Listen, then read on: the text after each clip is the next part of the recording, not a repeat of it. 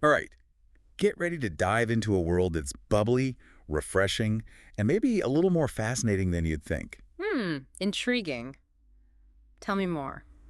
Today, we're cracking open the world of soft drinks. Oh, I love a good soda. What's on the menu for today's deep dive? We're talking iconic brands, surprising origins, Oh, love a good origin story. and the fizzy facts that will make you see that can in your hand in a whole new light. I'm ready to have my mind blown. Lucky for us, we have a true beverage expert to guide us through this sugary sea of knowledge. I'm excited to share some of the things I've learned. You might never look at your favorite soda the same way again. Let's start with the term soft drink itself. I mean, it's a little odd, isn't it? You'd think it would have always been the go-to phrase. Well, you'd think so, but it actually came about in the late 1800s. Really? It was a way to distinguish non-alcoholic drinks from their hard counterparts, the ones with a bit of a kick. So it's like a little linguistic wink Exact. to let you know you're getting a family-friendly fizz. Right. And as carbonation took the world by storm, soft drink became the catch-all. Precisely. Imagine trying to order a non-alcoholic carbonated beverage every time you wanted a soda. Talk about a mouthful. Okay, let's talk about Coca-Cola. Did you know in its first year, they only sold an average of 9 drinks per day? 9. It's hard to imagine. I mean, it's less than a case. It's true. Picture Atlanta, Georgia in 1886. Coca-Cola was sold exclusively at Jacob's Pharmacy, not exactly the global empire we know today. It's amazing how even the biggest success stories can have such humble beginnings. Absolutely. And here's another fun fact. The name Coca-Cola was actually suggested by the company's bookkeeper, Frank M. Robinson. Talk about a multi-talented employee. Not only did he come up with the name, he also designed that iconic Spencerian script logo. Whoa! He recognized the power of that visual and how memorable the alliteration would be. He certainly left his mark on the company. Okay, let's talk about that iconic Coca-Cola bottle shape. It's so recognizable, like a symbol of pure, fizzy goodness. Well, that design wasn't an accident. In the early 1900s, Coca-Cola had a problem. Ooh. Copycats.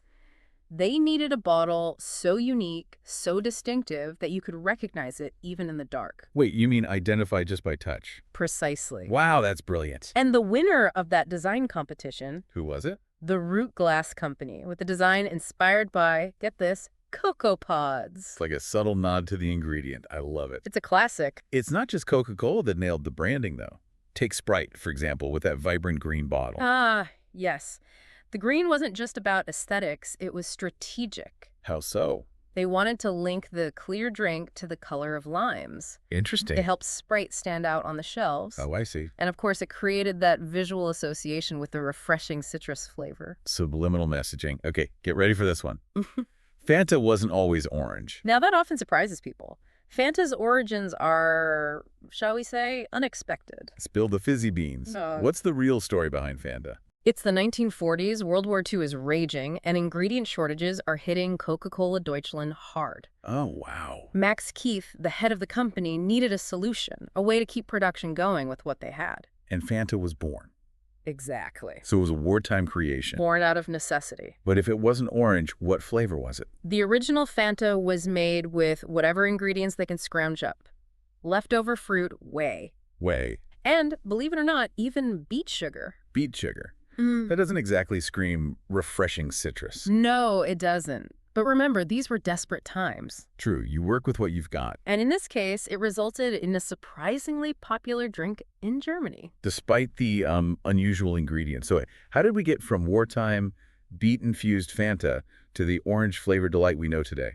After the war, Fanta was actually discontinued for a while. Oh. But it got a delicious reboot in Naples in 1955. Ah, Naples. That's when the orange flavor we all know was introduced.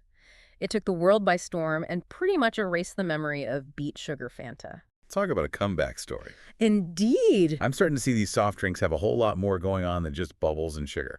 They really do. And speaking of changing times, the soft drink industry always has to adapt to consumer needs. Sometimes those needs lead to entirely new categories, like the rise of diet soda in the mid-20th century.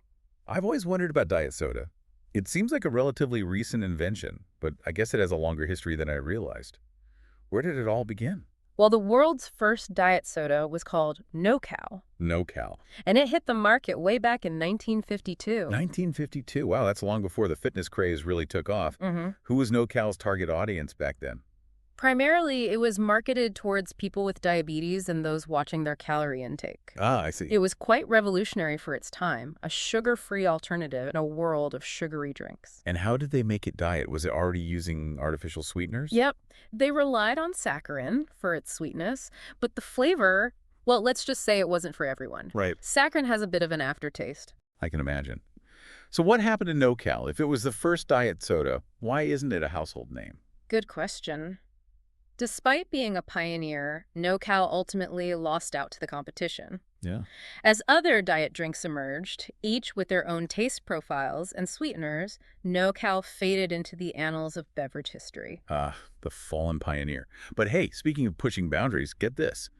Coca-Cola went to space. Oh, absolutely. And this wasn't just a marketing stunt. It was a testament to human ingenuity and the desire to enjoy a familiar taste, even in the most extreme environment. Imagine astronauts sipping Coke, floating in zero gravity. That's wild. It really is. But how did they even pull that off? Did they have to invent some special space-proof can? They did. In 1985, Coca-Cola developed a special can designed to function in zero gravity. Wow. This allowed the astronauts aboard the Space Shuttle Challenger to enjoy their favorite drink. It was a major feat of engineering. Historic moment for soda. You could say that.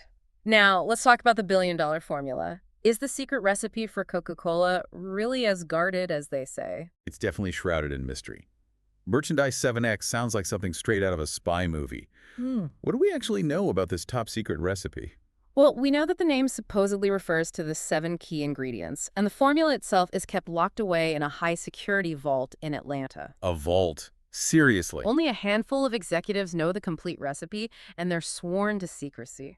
Wow, they're not messing around. Yeah. It's incredible how such a simple thing, a bottle of Coke, can have such a complex and secretive backstory. And speaking of history and intrigue, did you know Coca-Cola played a major role in shaping our modern image of Santa Claus? Wait, really? I mean, I've seen those old Coca-Cola Santa ads, but how did they actually influence how we see Santa today?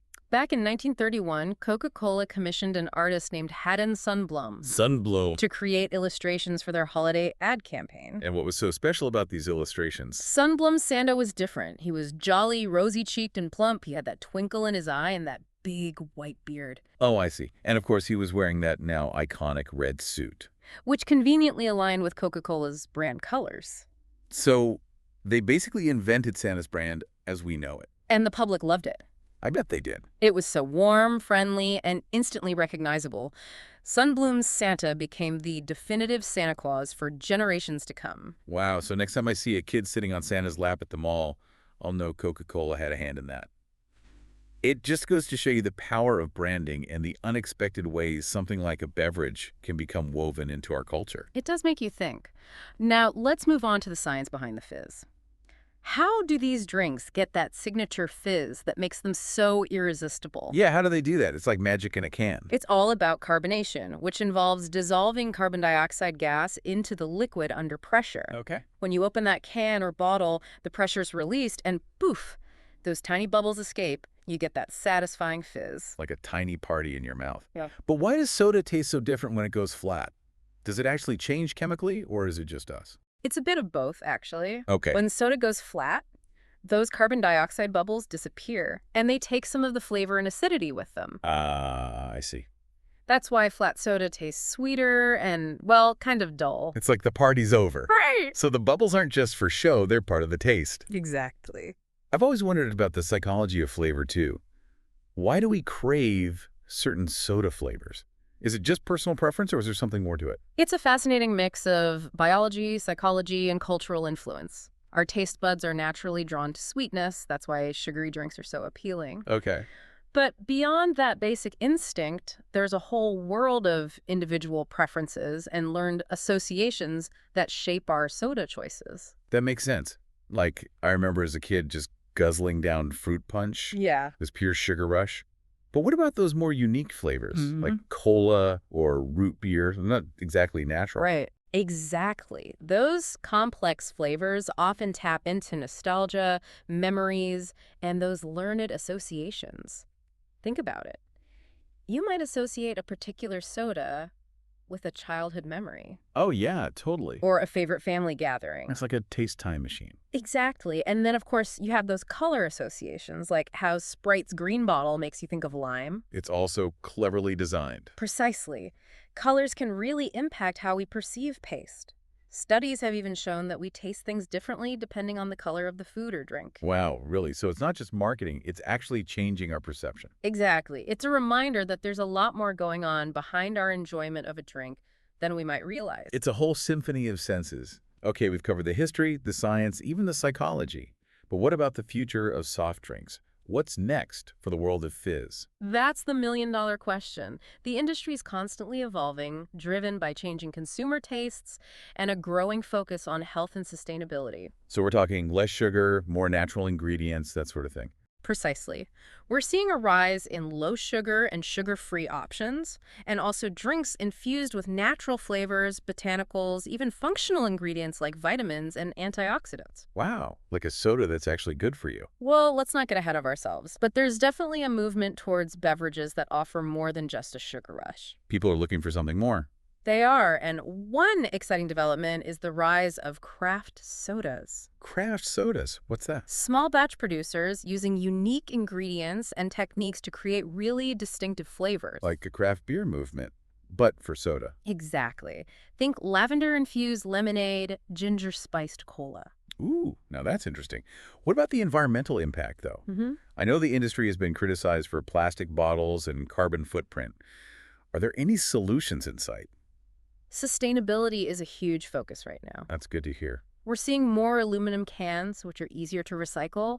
Some companies are even experimenting with biodegradable packaging. Biodegradable soda bottles. Now that's futuristic. It is. It's fantastic to see the industry taking these steps towards a more sustainable future. I'm feeling optimistic about the future of fizz. But before we get carried away with the future, let's take a moment to appreciate what we've learned. I mean, we've covered a lot. We have. Who knew there was so much to learn about soda? It really is remarkable. It just goes to show that even the most everyday things can have fascinating stories to tell. Absolutely. And speaking of fascinating stories, we've got one more fizzy fact to share. Oh, lay it on me. It's about the connection between soft drinks and, wait for it, the Olympics. The Olympics. Now that's a twist. What do sodas have to do with athletic competition? Well, it all goes back to 1928, when Coca-Cola became the first commercial sponsor of the Olympic Games in Amsterdam. Wow, 1928. I had no idea it went back that far. It was a groundbreaking partnership. It changed the landscape of sports marketing forever. So how did Coca-Cola's sponsorship impact the games? Was it just financial or was there a cultural impact too? It was a game changer on many levels. It gave much-needed financial support for the games, helping them to grow and thrive. Right. But it also raised the global profiles of both Coca-Cola and the Olympics. I see. It created this really powerful synergy between sports and branding. So it was a win-win. Absolutely. It paved the way for other companies to get involved, ultimately shaping the Olympics into the global spectacle we know and love today. I never realized sodas played such a pivotal role in Olympic history. Uh-huh. It just goes to show there's always more to learn, even about the things we think we know. That's the beauty of a deep dive, isn't it? You never know what you'll uncover. Well said. Okay, folks, we're going to take a quick break to let all this fizzy knowledge bubble up. Don't go anywhere. We'll be back soon with more. Stay tuned. Welcome back. Are you ready for more fizzy facts? You bet I am. I'm especially intrigued by this connection between soda and the Olympics you teased before the break. Well, hold on to your hats because this might surprise you. Coca-Cola was actually the very first commercial sponsor of the Olympic Games. The very first. Wow. Yep. It all goes back to 1928 in Amsterdam. 1928, that's almost a century ago. So was it just a financial thing? It was more than that. It was truly a turning point, not just for the Olympics, but for sports marketing in general. I see. So it was kind of a trailblazing move? You could say that. The partnership brought much-needed funding to the Games, which of course helped them to grow and evolve. But at the same time, it raised Coca-Cola's profile on an international A level. win-win for everyone involved then. Exactly. And it paved the way for other companies to see the potential in sponsoring these massive sporting events, which ultimately led to the Olympics becoming the global phenomenon they are today. Huh. I had no idea a bottle of soda played such a big role in Olympic history. It Mm. just goes to show you the most unexpected things can have these incredible backstories. Speaking of unexpected, let's talk about the science behind the fizz itself. What gives these drinks that signature bubbly quality? Well, it's all about carbonation. Basically, you're dissolving carbon dioxide gas into the liquid under pressure. So you're kind of forcing those bubbles in there. Exactly. They stay trapped until you release the pressure. Pop the top and bam. Exactly. And then all those tiny bubbles escape, and that's what gives you that satisfying fizz. Makes sense. But what happens when soda goes flat? Why does it taste so different? Good question. It's not just about the bubbles disappearing. It's not. When the carbon dioxide escapes, it actually takes some of the flavor and acidity with it. Ah, interesting. So it's more than just a change in texture. Right. Flat soda tastes sweeter because the acidity is reduced, and overall it just lacks that certain something. Like the life has gone out of it. Mhm. Okay, time for a slightly different angle.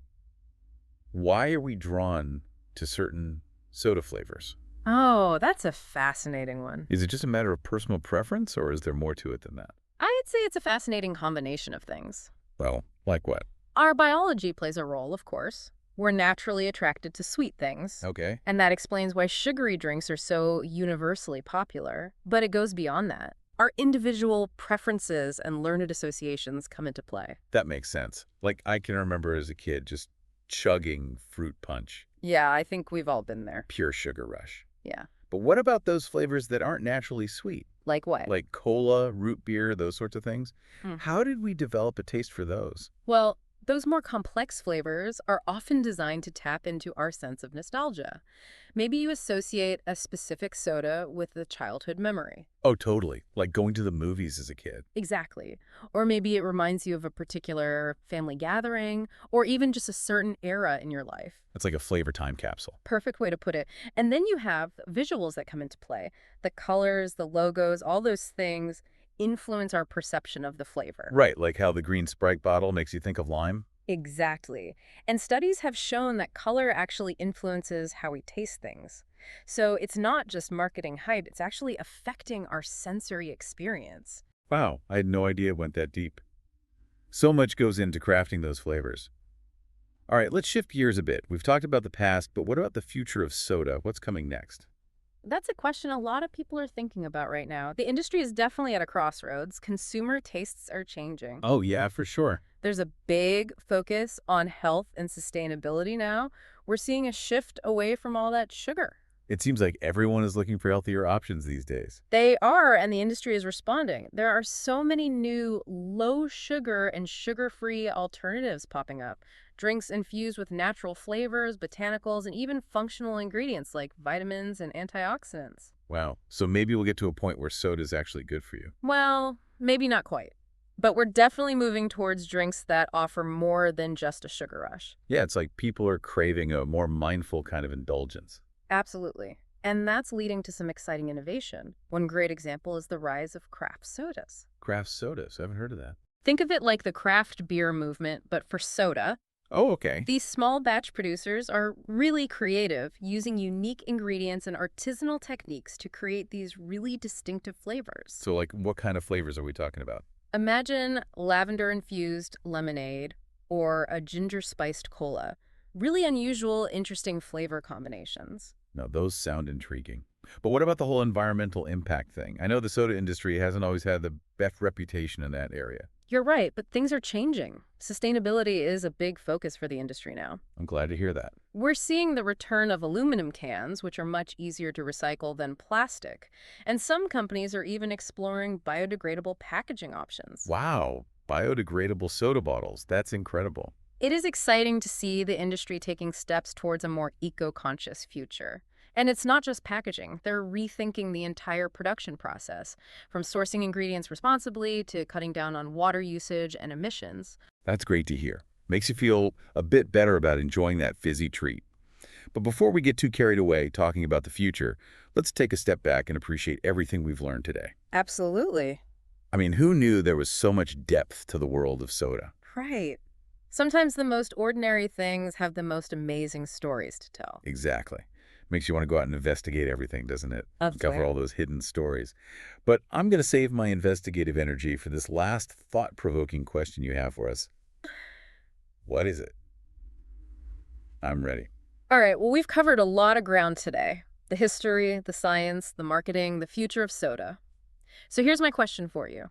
After this deep dive, do you look at your favorite soda differently? So after this deep dive into the world of soda, do I look at my favorite fizzy drink differently? Yeah. What do you think? Has anything changed for you? You know, it really has. I used to just grab a can without thinking twice, but Yeah. now I find myself checking out the label, looking at the ingredients, thinking about all the stories we've talked about today. I get it. Like, I appreciate it on a whole new level now. It's amazing how knowledge can do that, right? It changes how we see the world, Absolutely. even the everyday things. Like a can of soda. Suddenly, it's not just a drink. It's like this portal to history, science, culture. It's a whole new way to experience something so familiar. Exactly. And maybe this experience will make you look at other things differently, too. Like what? Your morning coffee, those jeans you're wearing even. I love that idea. Every object has a story. We just have to be curious enough to look for it. I couldn't agree more. So as we reach the bottom of our fizzy deep dive. I feel like I just cracked open a can of newfound appreciation. I love it. It's been a real pleasure diving into this world with you. And for everyone listening out there, The next time you reach for your favorite soda, take a moment. think about everything that went into it. The history, Psych. the sheer ingenuity. And enjoy that sip. Cheers! Cheers. Until next time, stay curious and keep exploring.